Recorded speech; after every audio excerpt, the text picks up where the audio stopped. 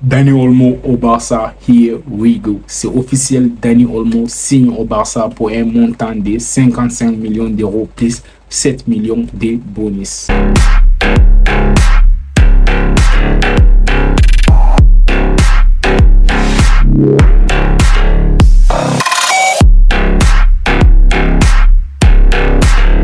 Salut les Blaugrana, j'espère que vous allez bien. De mon côté, ça va très bien. Vous êtes sur la chaîne Soccer Time avec Adam. Si vous n'êtes pas encore abonné à la chaîne, qu'attendez-vous pour le faire?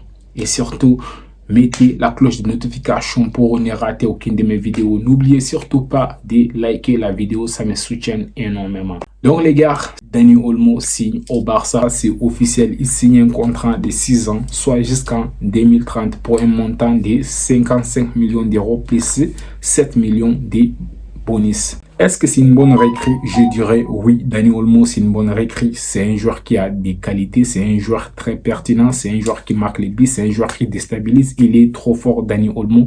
Mais si on me demandait aussi que est-ce que c'est une recrue parfait pour le Barça, je dirais non. Vous savez, le Barça avait pour priorité d'aller chercher un ailier gauche. Donc, c'est ce qui nous manque à Barcelone actuellement.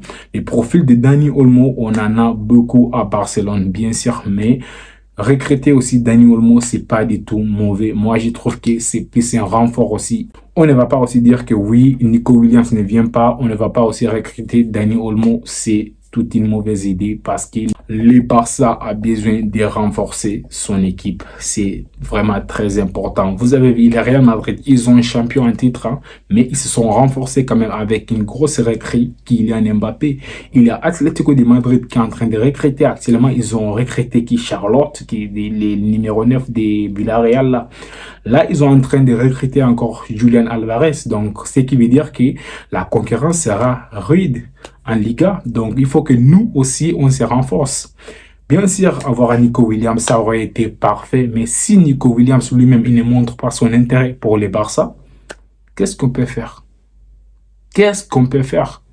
Peut-être le club a tenté de recruter Nico Williams et que Nico Williams lui-même, il n'a pas fait les efforts pour venir au Barça. Parce qu'à un moment donné, le Barça avait mis tous les dossiers en stand-by en disant que oui, ils vont se concentrer sur Nico Williams.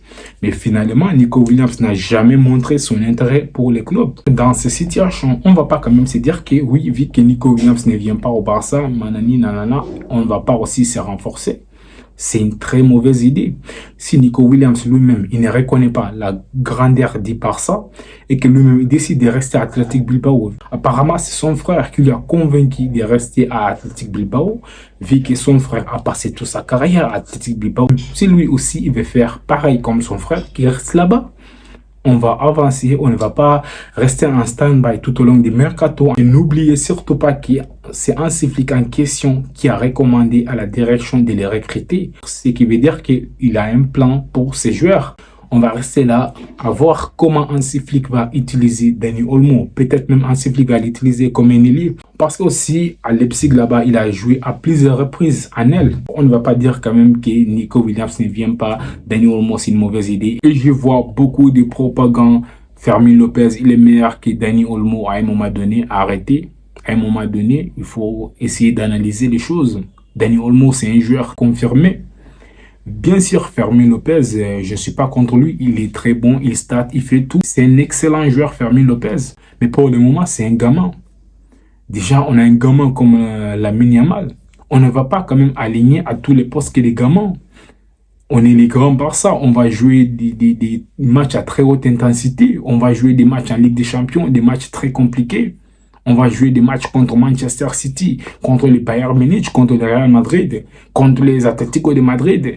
Donc, on ne va pas aligner à chaque poste que des enfants. Bien sûr, c'est beau d'avoir les Fermin Lopez, mais il faut aussi de l'expérience dans l'équipe. Et Dani Olmo, je pense que c'est une bonne recrue pour les Barça par sa polyvalence. Il peut jouer en aile gauche, il peut jouer en aile droite, il peut jouer aussi en tant que 10. Pour moi, je pense que c'est une bonne recrue. De toute façon, Dani Olmo, c'est un plus dans l'équipe. Et n'oubliez surtout pas que Pedri se blesse beaucoup. N'oubliez surtout pas que Pablo Torre, il est encore jeune. Il est bon, mais il est encore jeune. Et n'oubliez surtout pas aussi que Fermin Lopez, il est bon, mais Fermín López n'a jamais eu ces pressions qu'a eu les Pedri et les autres joueurs. Fermín López, il a performé autant parce que Fermín López, personne ne l'attendait à ce niveau-là. Il est venu, personne ne l'attendait qu'il devrait être là. Il est venu, il commence à performer, il n'avait jamais la pression sur son dos. Il rentre en cours des matchs, il fait un mauvais match, personne ne va l'en vouloir. Il fait de très bons matchs, les gens vont l'applaudir, c'est comme ça. Donc à un moment donné, Fermín López, ça reste un bon joueur, mais il est encore très jeune. On a besoin aussi des joueurs très expérimentés pour jouer les hauts niveaux. La Ligue des Champions, ça ne rigole pas. Et n'oubliez surtout pas que Dani Olmo, c'est celui qui a remplacé Pedri à l'Euro et il a même fait mieux que Pedri. Je suis désolé de le dire, mais il était beaucoup plus pertinent que Pedri. Pedri, oui, un très grand talent, mais franchement, Dani Olmo à l'Euro, il a fait mieux que Pedri. Il y a même les gens qui ont dit que Toni Kroos, il a rendu mauvais service à tous ceux qui étaient les futurs adversaires de l'Espagne. Donc, c'est pour vous dire que Dani Olmo, il a fait mieux que Pedri en équipe nationale de l'Espagne. Pedri était parti pour être titulaire, mais à chaque fois que Pedri sortait même, Dani Olmo était décisif. Dani Olmo, il était très bon. Donc, pour moi, Dani Olmo, ce n'est pas du tout une mauvaise recrue pour le Barça. C'est une très bonne recrue. Mais ce n'est pas quand même la recrue parfaite parce qu'on aurait aimé plus un ailier gauche de base comme Nico Williams. Mais vu que Nico Williams lui-même, il ne veut pas venir au Barça parce que Nico Williams, mine de rien, n'a jamais montré son intérêt pour le Barça. Donc, on ne va pas quand même se plier en 5 pour l'amener au Barça. Si lui-même, il veut venir, il doit faire les efforts pour venir au Barça.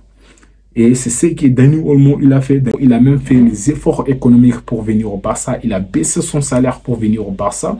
Il a même ignoré les offres des Bayern Munich, de Manchester City qui étaient derrière lui. Vous savez, si Pep Guardiola il est derrière un joueur, c'est qu'il a vu quelque chose. Manchester City était derrière Dani Olmo. Et Bayern Munich aussi était derrière Dani Olmo. Il a refusé toutes ses offres pour venir au Barça. Donc, à un moment donné, moi aussi, j'aurais aimé que le Barça recrute un ailier percutant sur les côtés. Mais vu que les finances des clubs sont compliquées et l'ailier en question qu'on est en train de vouloir recruter, lui-même, il ne montre pas son intérêt au Barça. Donc, si on recrute Dani Olmo, nous tous, on doit les soutenir. Pour nous, ça doit être un renfort de plus. Il va aider l'équipe. Donc, les gars, c'est tout ce que je voulais partager avec vous. Si vous avez aimé la vidéo, likez la vidéo et surtout, n'hésitez pas à me dire en commentaire vos avis. Je lirai tous vos commentaires. Les gars, on se retrouve à très bientôt. Continuez à liker.